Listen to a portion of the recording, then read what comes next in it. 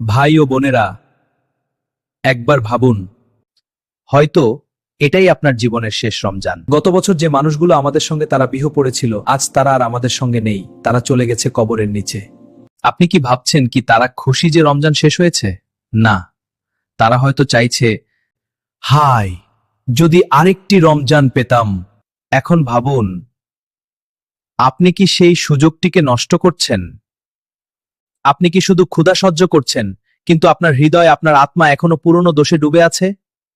রমজান আমাদের শেখায় এটা শুধু ক্ষুধা ও পিপাসা নয়, এটা হলো মৃত আত্মাকে জীবন্ত করার মাস।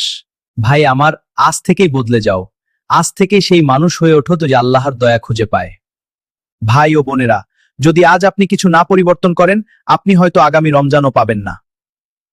এটাই সেই মুহূর্ত, যে মুহূর্তে আপনি আপনার জীবনের পরবর্তী ধাপ ঠিক করবেন। মনে রাখো, রমজান যায় কিন্তু সেই সুযোগ আর ফিরে আসে না।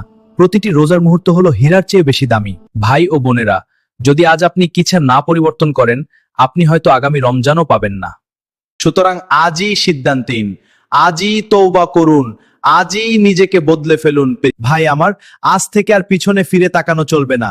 আজ থেকেই নতুন জীবন শুরু হোক। আমার কথাগুলো ভালো লাগলে প্লিজ একটা লাইক, একটা শেয়ার করে দিবেন। ধন্যবাদ। আসসালামু আলাইকুম।